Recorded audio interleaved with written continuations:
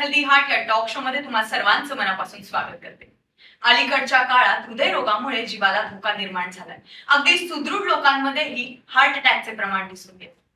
दिल से दिल तक हेल्दी हार्ट हा टॉक शो प्रत्येक भारतीयाला हृदयविकाराबद्दल शिक्षित आणि संवेदनशील बनवण्यासाठीचा एक उपक्रम आहे. आकडेवारी दर्शवते की भारतात दर 33 सेकंदाला एका व्यक्तीचा हृदयविकाराच्या झटक्याने मृत्यू होतो. त्याचबरोबर पाश्चात्य देशातील लोकांपेक्षा 10 वर्ष आधी हृदयाचा त्रास होऊ शकतो. याच गोष्टी लक्षात घेऊन भारतीयांना हृदयविकाराबद्दल जागृत करण्यासाठी भारतातील आदरणीय इंडियन मेडिकल फेटर्निटी यांच्या संयुक्त विद्यमाने 2018 पासून दिल से दिल तक हेल्दी हार्ट या टॉक शोची मोहीम सुरू करण्यात आली. दिल से दिल तक हेल्दी हार्ट या टॉक शोचे लाखो भारतीयांनी कौतुक केले आणि हजारो भारतीय या मोहिमेत सामील झाले. याच गोष्टी लक्षात घेऊन भारतातील सुप्रसिद्ध हृदयरोग तज्ञ दिल से दिल तक हेल्दी हार्टच्या व्यासपीठावर एकत्र येतात व हृदयाची काळजी कशी घ्यावी याबद्दल चर्चा सादर करतात. याच पार्श्वभूमीवर आज आपल्या सोबत आहेत महाराष्ट्र तसेच भारतातील सुप्रसिद्ध हृदयरोग तज्ञ डॉक्टर अर्चना तापडिया, त्याचबरोबर डॉक्टर शैलेश जायदे, त्याचबरोबर डॉक्टर निलेश तांडव आणि त्याचबरोबर डॉक्टर अक्षय ढोळे. नमस्कार डॉक्टर. दिल से दिल तक हेल्दी हार्ट या टॉक शो मध्ये तुम्हा सर्वांचं मनापासून स्वागत आहे. माझा पहिला प्रश्न डॉक्टर अर्चना तापडिया यांना आहे. डॉक्टर, हृदयविकाराचे प्रकार किती आहेत आणि हृदयविकाराची लक्षणे कोणती असतात? त्याचबरोबर स्त्री आणि पुरुषांमध्ये हृदयविकाराची लक्षणे ही समान असतात का? त्याचबरोबर स्त्रियांच्या हृदयविकाराकडे सहसा दुर्लक्ष केलं जातं, तर याची कारण काय असावी याबद्दल तुम्ही डॉक्टर या नात्याने काय सांगाल? हृदयविकाराचे प्रकार सांगायच्या अगोदर मी जस्ट थोडक्यात सांगते की एक्झॅक्टली हृदय काय असते. तर ना, आपल्या मूळच्या साईजचं एक मस्क्युलर पंप आहे ज्याच्यात झडपे असतात आणि त्याला 2 नस असतात जे सप्लाय करतात ब्लड आणि त्याचं स्वतःचं इलेक्ट्रिकल सप्लाय असते. तर हृदय प्रकाराचे टाईप्स असतात. पहिलं तर जन्मजात हृदयविकार जे बाळांमध्ये असते, कधी छिद्र असते, कधी झडपे व्यवस्थित नसतात किंवा नसचं क्रॉस कनेक्शन असते. दुसरं भारतात सगळ्यात इम्पॉर्टंट आहे रुमॅटिक हार्ट डिझीज, जे मुलांमध्ये 15 to 25 इयर्स मध्ये होते, जेव्हा गळ्याचे इन्फेक्शन होते आणि थोड्या दिवसानंतर मग झडपे इन्व्हॉल्व्ह होतात त्याच्यात.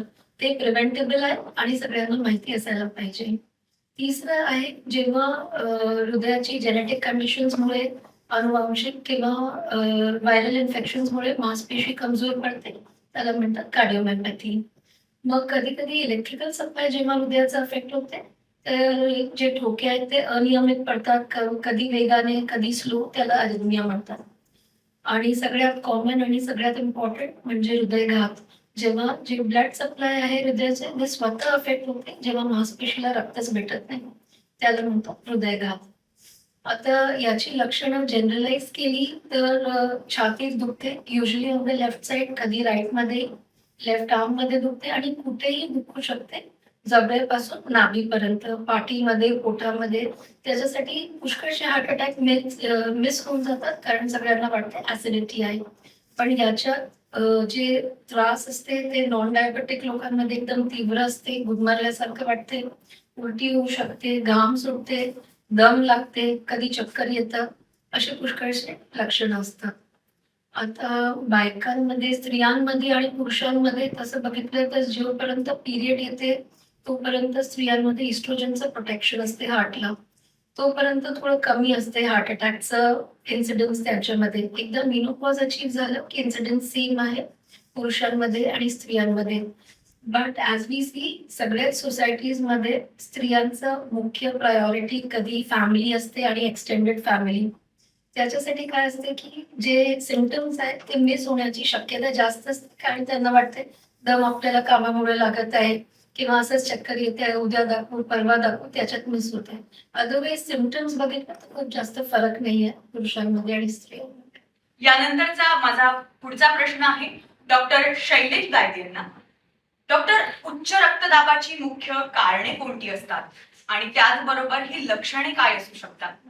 आणि निरोगी जीवनशैली त्याचबरोबर दैनंदिन औषध गोळ्या यामुळे उच्च रक्तदाब आपण मॅनेज करू शकतो का? त्याचे चांगले व्यवस्थापन करू शकतो का? याबद्दल तुम्ही काय सांगू शकता? बेसिकली उच्च रक्तचाप जो आहे त्याला आपण हाय ब्लड प्रेशर म्हणतो. हाय ब्लड प्रेशरला मोस्ट ऑफ द टाइम जर बघाल तर इट इज बेसिकली असिम्प्टोमॅटिक, म्हणजे खूप साऱ्या लोकांना सिम्पटम्स काहीच नसतात, माहीतच पडत नाही. ऑलमोस्ट 95% लोकांना ब्लड प्रेशर असूनही त्यांना सिम्पटम्स काहीच नसतात. ते फिरत असतात आणि अचानक एखाद्या दिवशी काही कॉम्प्लिकेशन होऊन प्रेझेंट करतात. 5 to 10% लोकांमध्ये सिम्पटम्स येतात आणि त्याच्यामध्ये जे सिम्पटम्स राहतात ते जसं की दम लागणं म्हणा, कोणामध्ये चक्कर येणं, कोणामध्ये हेडेक होतो फक्त. तर अशा प्रकारचे सिम्पटम्स येतात आणि मग ते ज्यावेळेला चेक करतात त्यावेळेला त्यांचं बीपी खूप हाय झालेलं असतं. तर अराउंड 5% मधून पण 4% लोकच हे सिम्पटम घेऊन येतात आणि 1% लोक जे येतात ते युजली ते कम विथ कॉम्प्लिकेशन्स. कॉम्प्लिकेशन काय असू शकतात ते एखाद्या हार्ट अटॅक म्हणा, ब्रेन स्ट्रोक म्हणजे की पॅरालिसिसचा अटॅक म्हणा, किंवा मग डोळ्यांवर परिणाम म्हणा, कोणाकोणामध्ये किडनीचे असतात. तर अशा प्रकारचे मल्टिपल कॉम्प्लिकेशन्स घेऊन 1% लोक ज्या वेळेला येतात तर ते खूपच क्रिटिकल कंडिशन मध्ये येतात आपल्याकडे. आता याच्यामध्ये नियोजन करायचं आहे तर सगळ्यात महत्वाचं आहे डायग्नोसिस. तर डायग्नोसिस जसं मी म्हटलं 95% अनडायग्नोज राहतात, त्याच्यामुळे इयरली किंवा 2 yearly at least after the age of 30-35 तुम्ही एक ब्लड प्रेशर चेकअप करत राहणं खूप गरजेचं आहे. एकदा ब्लड प्रेशर माहीत पडलं तर गोळ्या घेणं हे खूपच गरजेचं आहे. आता इश्यू कसा आहे इंडियामध्ये, आपण गोळ्या चालू केल्या तर ऑलमोस्ट 70% लोक ब्लड प्रेशरचे जे पेशंट्स आहेत ते गोळ्या बंद करतात at some point of time. एक 2 महिन्यांनी करतात, कोणी 4 महिन्यांनी करतात, कोणी 1 वर्षांनी बंद करतात. त्यांना असं वाटतं की मला ब्लड प्रेशर तर आता नॉर्मल येत आहे तर गोळ्या बंद करायच्या. पण it is not correct. Blood pressure normal आहे कारण गोळ्या चालू आहेत. गोळ्या बंद केल्यावर हळूहळू over a period of time ते परत वाढणारच आहे. म्हणून सगळ्यात महत्वाचं तर गोळ्या घेणंच आहे. त्याच्याच बरोबर जे डाएट डॅशने आपल्याला एक डाएट दिलाय त्याच्या हिशोबाने थोडंसं मीठ कमी करणं सगळ्यात महत्वाचं, फ्रुट्स वाढवणं, त्याच्यात हाय पोटॅशियम वाले फ्रुट्स वाढवणं. त्याच्यानंतर स्ट्रेसफुल लाईफ जर असेल तर तुम्हाला थोडं झोप तुमची नियंत्रित बरोबर घेणं, अराउंड 6 to 8 hours झोप झाली पाहिजे पूर्ण. आणि स्मोकिंग असेल किंवा मग तंबाखू असेल त्याचं सेवन तुम्हाला बंद करावं लागणार. एवढं जरी चालू ठेवलं तर ब्लड प्रेशर कंट्रोलमध्ये राहणार. यानंतरचा माझा पुढचा प्रश्न डॉक्टर निलेश तांडक यांना आहे. डॉक्टर, कोलेस्ट्रॉल आणि हृदयविकार यांचा परस्पर काय संबंध आहे? त्याचबरोबर कोलेस्ट्रॉलमुळे हार्ट ब्लॉकेज होऊ शकतं का? आणि हार्ट ब्लॉकेजची नेमकी लक्षणं कोणती आहे याबद्दल तुम्ही काय सांगता? कोलेस्ट्रॉल हे कसं पार्टिकल असते जे ब्लडमध्ये नेहमी फिरत राहते. जसं आपल्या बिल्डिंगसाठी लोखंड गरजेचं आहे आणि लोखंडवर बिल्डिंग उभी राहते, तसं ब्लॉकेजमध्ये कोलेस्ट्रॉल इम्पॉर्टंट आहे. अगर कोलेस्ट्रॉल आपण बिघडलं तर ब्लॉकेज कमी होण्याचे चान्सेस असतात आणि ब्लॉकेज तयार होत नाही. नंतर हळूहळू कोलेस्ट्रॉल ब्लडमधनं आर्टरीच्या वॉलमध्ये जाते आणि आर्टरीच्या वॉलमध्ये ब्लॉकेज तयार करते. जसं ब्लॉकेज तयार झालं पेशंटला त्रास होणं चालू होतो, मला त्रास होणं चालू होतो. जनरली ब्लॉकेज 70% वर आलं तर चालताना दम लागते, कधी कधी चालताना छातीत दाटल्यासारखं वाटते. त्यावेळी आपल्याला नियमित माहीत पडलं तर सिम्पटम लवकर डिटेक्ट करता येते आणि पेशंटला लवकर ट्रीटमेंट करता येते. कधी कधी यंग एज मध्ये असं असतं की अचानक 10% ब्लॉक असेल तर फुटून जाते, रप्चर होऊन जाते. रप्चर झालं की अचानक नळी पूर्ण बंद होऊन जाते. नळी पूर्ण बंद झाली की त्याला मेजर अटॅक येतो आणि पेशंट कधी कधी कोलॅप्स होऊन जातो. अशा वेळेस कोलेस्ट्रॉलच्या व्यतिरिक्त रक्तपातळ करण्याच्या गोळ्या पण घेणं गरजेचं असतात. कोलेस्ट्रॉल बेसिकली ब्लॉकेज तयार करते आणि हळूहळू कोलेस्ट्रॉल डिपॉझिट वाढत जाते. हळूहळू डिपॉझिट वाढत गेलं तर मग ब्लॉकेज वाढत जातात आणि मग हृदयाच्या नळीमध्ये ब्लॉकेज तयार झाले की सिम्पटम चालू होतं. अर्ली सिम्पटम असं असते की चालताना त्रास होणं, हळूहळू चालताना नंतर ते हळूहळू कमी डिस्टन्स चालू होते. इनिशियली पहिले 3 किलोमीटर त्रास चालू होतो, मग 2 किलोमीटर होतो, मग 1 किलोमीटर येतो, मग हळूहळू चालताना घरातल्या घरात फिरताना त्रास होतो. हा त्रास जेव्हा चालू होतो तेव्हाच अगर आपल्याला डॉक्टरकडे जाऊन आपण ट्रीटमेंट घेतलं तर लवकर कंट्रोलमध्ये होते आणि लवकर ट्रीटमेंट चालू होते. पण कधी कधी हा त्रास लोक सहन करतात आणि मग अचानक बसल्या बसल्या त्रास चालू होऊन जातो, तेव्हा त्याला मेजर अटॅक येतो. म्हणून कोलेस्ट्रॉल लवकर तपासणं गरजेचं आहे आणि त्याच्यासाठी लवकर ट्रीटमेंट करणं पण गरजेचं आहे. माझा या पुढचा प्रश्न डॉक्टर अक्षय ढोरे यांना आहे. डॉक्टर, हृदयविकाराचा धोका तपासण्यासाठी कुठल्या चाचण्या उपलब्ध आहेत का?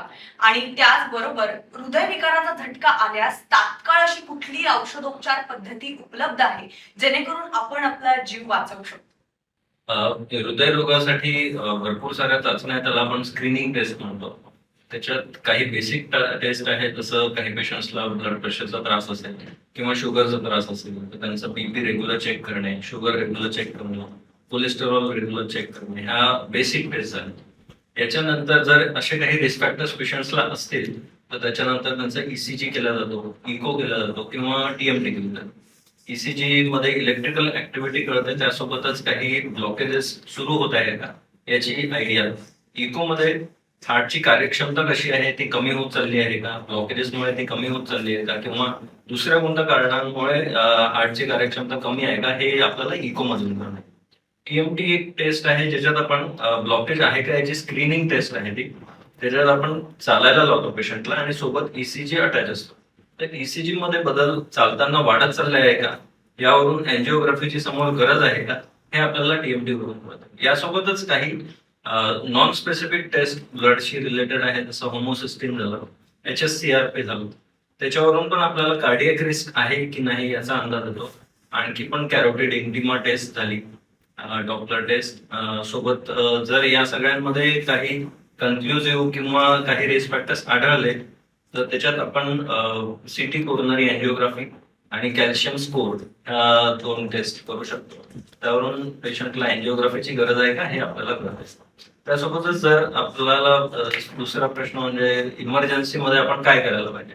समजा कोणत्या पेशंटला छातीत दुखणं झालं किंवा एकदम चक्कर येऊन पडले तर अशा याच्यात लगेच अँब्युलन्स बोलवायला पाहिजे आणि ॲस्पिरिनची गोळी ठेवायला पाहिजे घरी. त्याचा डोस जवळपास 300 मिलीग्राम असतो आणि सोबत सॉर्बिट्रेटची गोळी आपण देऊ शकतो. जर पेशंट्सचे पल्स कमी वाटत असेल तर त्यांना एका ठिकाणी शांतपणे स्थिर लेटवून ठेवायचा आणि तात्काळ मदत बोलवून त्यांना हॉस्पिटलमध्ये घेऊन जाणं फार आवश्यक असतं. यानंतरचा माझा प्रश्न डॉक्टर अर्चना तापडी यांना आहे. Doctor, cardio kidney metabolic disease नेमकं काय आहे आणि याचा हृदयविकाराशी काही संबंध आहे का? रुग्णांनी या संदर्भात कशी काळजी घ्यावी? त्याचबरोबर डायबिटीस आणि याचा काही संबंध आहे का, याबद्दल तुम्ही काय सांगाल? चांगला प्रश्न आहे. बेसिकली हृदय, मग चयापचय म्हणजे मेटाबॉलिझम आणि दीर्घकालीन जे किडनीचे डिझिजेस असतात ते एकमेकांना अफेक्ट करतात. सगळे इंटर रिलेटेड आहे. म्हणजे जर एकाचा विकार असलं तर मग बाकी दोघांचे ते दुष्परिणाम शरीरावर वाढवतात. तर फॉर एक्झाम्पल जसं हृदयविकार झाला, हृदयाचं पंपिंग फंक्शन कमी झालं तर किडनीला सर्क्युलेशन कमी भेटते. सर्क्युलेशन कमी झालं, ब्लड कमी झालं किडनीला, तर जे घटक असतात किडनीचे ते फंक्शन कमी करायला सुरू करतात. म्हणजे टॉक्सिक प्रोडक्ट्स जे असतात ते ब्लडमध्ये वाढतात आणि ते दुष्चक्र असं सुरू होते की मग ते जाऊन पुन्हा हार्टला अफेक्ट करतात. ते कोलेस्ट्रॉल वाढवतात, इन्सुलिन रेझिस्टन्स वाढवतात, अडथळे निर्माण करतात सर्क्युलेशनमध्ये आणि मांसपेशी कमजोर करतात. सेम असं असते की जर प्रायमरी किडनीचा डिसीज असते सेम मेकॅनिझमने ते हार्टला अफेक्ट करते. आता मधुमेह म्हटलं तर basically it is the king of all diseases. एकदाच बीपी परवडलं, थायरॉइडचा विकार परवडलं, काही परवडलं, पण मधुमेह परवडत नाही. असं नाही की ज्यांना डायबिटीज आहे त्याने डिप्रेस व्हायचं, but it is very essential की ज्यांना डायबिटीज आहे त्यांनी आपलं शुगर व्यवस्थित कंट्रोलमध्ये ठेवायचं. कारण जास्त शुगर असली तर ते जाऊन बॉडीच्या एव्हरी ऑर्गनला अफेक्ट करते. ते आईज असो, किडनी असो, हार्ट असो. त्याच्यासाठी जी कार्डिओ मेटाबॉलिक किडनी डिझीज आहे हे पूर्ण वाढते जर शुगर जास्त असली तर. माझा यानंतरचा प्रश्न डॉक्टर शैलेश जायदे यांना आहे. Doctor, minimal invasive heart surgery म्हणजे काय? त्याचबरोबर कॅथेटरायझेशन आणि स्टेंट प्लेसमेंट यामध्ये काही वेगळा फरक आहे का? त्याचबरोबर कुठल्या रुग्णाला शस्त्रक्रियेची गरज आहे हे आपण कसे ठरवतो? बेसिकली दोन ट्रीटमेंट असतात. एक तर असतं अँजिओप्लास्टी बाप्स नंतर, सेकंड ट्रीटमेंट ऑप्शन असतं की बायपास सर्जरी. तर जो तुमचा स्पेसिफिक प्रश्न आहे तो आहे मिनिमली इन्व्हेसिव्ह सर्जरी, बायपास सर्जरीचा प्रकार आहे. तर याच्यामध्ये कसं आहे, नॉर्मली जे आपण बायपास सर्जरी करतो त्याच्यामध्ये खूप लंब अराउंड ना इथे मिड चेस्टला अराउंड 15 to 18 सेंटीमीटरचा लॉंग इन्सिजन देऊन ते ओपन हार्ट करून पूर्ण चेस्ट ओपन करून हार्टची सर्जरी करतात. पण मिनिमली इन्व्हेसिव्ह सर्जरी हा जो प्रकार आहे हा आता नवीन डेव्हलप होतो आहे आणि मोस्ट ऑफ द सिटीज मध्ये इन्क्लुडिंग अमरावती, नागपूर सगळीकडे सध्या चालू आहे. तर याच्यामध्ये काय करतात ते एक छोटंसं इन्सिजन घेतात छातीच्या साईडनी आणि ते इन्सिजन अराउंड 5 to 8 सेंटीमीटर, म्हणजे फरक खूप आहे. तर तेवढ्या इन्सिजन मधनं ते ग्राफ्ट जे असतात ते लावतात. तर याच्यामध्ये कसं आहे की मिनिमल इन्व्हेसिव्ह सर्जरी ह्या सगळ्यांसाठी पॉसिबल नाहीये, कारण ज्यांना 1 किंवा 2 ब्लॉक आहे किंवा 1 किंवा 2 ग्राफ्ट लावायचे आहे त्यांच्यासाठी खूप इझिली पॉसिबल आहे. जास्त ग्राफ्ट लावायचे असतील तर डेफिनेटली जी जुनी हे आहे आपल्याला बिट्स सर्नोटॉमी इन्सिजन घेऊन तेच नॉर्मल बायपास सर्जरीज करावं लागतं. आता सर्जरी कोणामध्ये मिनिमली बायपास सर्जरी कोणामध्ये आणि स्टेंटिंग कोणामध्ये. तर नॉर्मली एक ब्लॉक असेल किंवा 2 ब्लॉक असतील तर आपण युजली प्लॅन करतो की अँजिओप्लास्टी जर झालं तर जास्त चांगलं. कधी कधी मल्टिपल ब्लॉकेजेस असतात तर त्यांना बायपास सर्जरी हा एक ट्रीटमेंट ऑप्शन आहे. रेअरली कधी कधी कोणाकोणाला स्टेंटिंग केल्यानंतर नवीन ब्लॉक्स येतात, परत ब्लॉक येतात, सेम जागेवर येऊ शकतात. कोणाकोणाला लेफ्ट मेन जी आहे त्या वेसलमध्ये एखाद्या ब्लॉक असू शकतो. कोणाकोणाला अशा ठिकाणी ब्लॉक असतो की जिथे अँजिओप्लास्टीचा रिझल्ट चांगला येण्याची शक्यता कमी राहते कारण ते कॅल्शियम जास्त असू शकतो. तर अशा केसेसमध्ये आपण त्यांना सर्जरी सांगतो आणि अशा केसेसमध्ये जर त्यांना सर्जनने डिसिजन केलं की हे 1 किंवा 2 ग्राफ्ट मध्ये पॉसिबल आहे तर ते त्या पेशंट्सला मिनिमली इन्व्हेसिव्ह बायपास सर्जरीचा ऑप्शन देतात. माझा यानंतरचा प्रश्न डॉक्टर निलेश तांडक यांना आहे. डॉक्टर, सोशल मीडियाच्या काळामध्ये आपल्या प्रत्यक्ष भेटीगाठी होत नाही, त्यामुळे आपल्या हृदयावर याचा ताण येऊन हृदयविकारावर याचा काही परिणाम होऊ शकतो का? याबद्दल डॉक्टर या नात्याने तुम्ही काय सांगा? डेफिनेटली कसं असतं की जेवढे मित्रमंडळी मिळतात फिजिकली तेवढं जास्त चांगलं असतं, तेवढं स्ट्रेस फ्री ऍक्टिव्हिटी होतात. एकामेकांचे आपले टेन्शन स्ट्रेस सगळे एकमेकांना शेअर होते, तेवढं त्याचे चान्सेस असतात की तो टेन्शन फ्री होतो. जेवढं तो सिंगल राहील, जेवढं तो लोनलीनेस राहील, तेवढा त्याला चान्सेस आहे की त्याला स्ट्रेस लेवल जास्त राहील. त्याचं ब्लड प्रेशर कधीही वाढू शकते, डिप्रेशन कधीही येऊ शकते, झोप येत नाही मग रात्री, हे सगळे प्रॉब्लेम चालू होतात आणि त्यामुळे त्याला कसं हृदयाचे प्रॉब्लेम चालू होऊन जातात. तिथनं स्टार्ट होऊन जाते, इट्स इनिशियल स्टार्ट. म्हणून जनरली इंजिनियर्सला आपण म्हणत असतो किंवा जे जॉब करतात त्यांना म्हणत असतो की ऍटलिस्ट 15 ते 20 मिनिटं तरी फ्रेंड सर्कलमध्ये जायचं, मित्रांना भेटायचं, त्यांनी स्ट्रेस फ्री कमी होतो आणि पेशंट रिलॅक्स होऊन जातो. दुसरी गोष्ट, सोशल मीडिया कुठे कुठे चांगला आहे, कुठे कुठे खराब पण आहे. जनरली एज्युकेटेड लोक असतात डायरेक्ट गुगलवर चेक करतात चेस्ट पेन म्हणजे पहिला वर्ड तिथं हार्ट अटॅक. जनरली हर एक गोष्टी हार्ट अटॅक नसतो, छातीच्या बाजूला पुष्कळ गोष्टी आहेत, रिब्स आहे, लंग्स आहे, हार्ट आहे, नंतर मांसपेशी आहे, दुखणं कुठेही येऊ शकते. तर त्या गोष्टीमुळे तो गुगल सर्च करतो, म्हणून त्याला एवढं टेन्शन चालून जातं की त्याचं ब्लड प्रेशर चालू जातं वाढणं आणि त्याला झोप येत नाही, त्यामुळे अचानक प्लाक रप्चर होऊ शकतो. म्हणून अशा गोष्टीसाठी सोशल मीडिया वापरणं गरजेचं नाहीये. सरळ सरळ काही त्रास झाला तर डॉक्टर दाखवणं बेटर इम्पॉर्टंट आहे. माझा यानंतरचा प्रश्न डॉक्टर अक्षय ढोरे यांना आहे. डॉक्टर, रक्तदाब नियमित तपासणं त्याचबरोबर जीवनशैली आहार हे आपण नियंत्रणात ठेवलं तर आपण आपलं निरोगी आयुष्य जगू शकतो का? आणि आपण त्याचं व्यवस्थापन कसं करू शकतो याबद्दल तुम्ही काय सांगा? उच्च रक्तदाब याला आपण सायलेंट किलर म्हणतो आणि त्याला कंट्रोल करणं फार आवश्यक आहे. आणि ही अशी गोष्ट आहे की ही आपल्याला जीवनभर आपल्यासोबत राहणार, त्याच्यामुळे त्याला कंट्रोल केल्याशिवाय दुसरा पर्याय नाही आणि मेडिसिन्स रेग्युलर घेणं आवश्यक आहे. मेडिसिन्स एक वेळा सुरू झाले म्हणजे बीपी तेवढंच राहणार असं नाही आहे, ते हळूहळू समोर जाऊन आणखी पण वाढू शकतं आणि बीपीच्या गोळ्या पण तुमच्या आणखी वाढू शकतात. त्याच्यामुळे रेग्युलर चेकअप, रेग्युलर टेस्टिंग करणं आवश्यक असतं. दररोज चेक करणं आवश्यक नाही आहे, तुम्ही महिन्यातून 15 दिवसातून केलं तरी चालतं. त्यासाठी आजकाल होम ब्लड प्रेशर मॉनिटरिंग पण यूज केलं जातं. होम ब्लड प्रेशर मॉनिटरिंग मध्ये पेशंट स्वतः घरी ब्लड प्रेशर घेऊ शकतात. अॅनालॉग बीपी मशीन असते, ते काही स्टँडर्डाइज बीपी मशीन्स आहे अवेलेबल, ते आपण ठेवू शकतो. त्याला दर जवळपास 3 रिडिंग एक वेळेस घ्यायला पाहिजे आणि पहिलं रिडिंग सोडून द्यायचं, दुसऱ्या 2 रिडिंग्स ऍव्हरेज काढून आपण लिहून ठेवू शकतो. त्याच्यासोबतच त्याचे 2-3 नियम आहे होम ब्लड प्रेशर मॉनिटरिंग करायचे. सगळ्यात पहिलं म्हणजे तुम्ही बसलेले असले पाहिजे, तुमचे पाय खाली टेकलेले असले पाहिजे, तुमची पाठ वेल रेस्टेड असली पाहिजे, तुम्ही बोलायचं नाही, चहा कॉफी घेतल्यानंतर अर्धा तास तुम्ही बीपी घ्यायचं नाही, कुठूनही एक्सरसाइज करून किंवा चालत आल्यावर लगेच बीपी घ्यायचा नाही. या 2-3 गोष्टी त्याच्यात पाळणं आवश्यक आहे. आणि या प्रकारचे रिडिंग्स तुम्ही तुमच्या डॉक्टरांसोबत शेअर करू शकता, त्यानुसार ते त्याच्यावर मेडिसिन्स चेंज करायचे असतील तर करतील.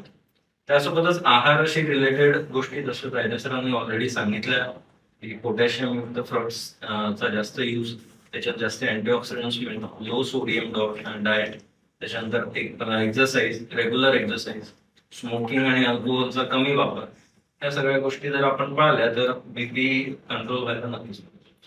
डॉक्टर, जाता जाता तुम्ही आमच्या प्रेक्षकांना काय विशेष माहिती द्याल? डॉक्टर अर्चना तापडिया. बघा, हृदयविकाराची पुष्कळशी कारणं आहेत, ते सगळ्यांनाच माहिती आहे. इट इज लाईक 10 बहाने करके ले गया दिल. पण सगळ्यात महत्वाचे जे मी माझ्या प्रॅक्टिसमध्ये बघितलं आहे की प्लीज धूम्रपान सोडा, तंबाखू सोडा आणि स्ट्रेस कमी करा. जितके आपण सेलिब्रिटी डेथचे बघतो ते मॅक्सिमम सबस्टन्स अब्यूज असते आणि स्ट्रेस खूप जास्त असते.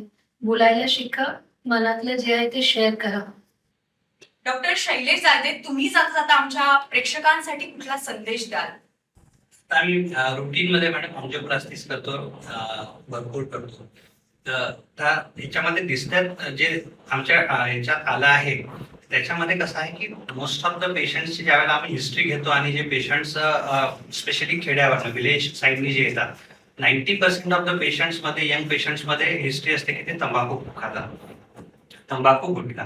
तर याच्यामुळेच त्यांचं जे अँजिओप्लास्टी होत आहे, त्यांना अटॅक येत आहे, ते हे एक खूपच महत्वाचं कारण आहे. म्हणजे अर्बन आपल्या साईडला तर भरपूरशी कारणं आहेत, कोणाला डायबिटीज आहे, पण हे जे कारण आहे हे अवॉइड करू शकतो.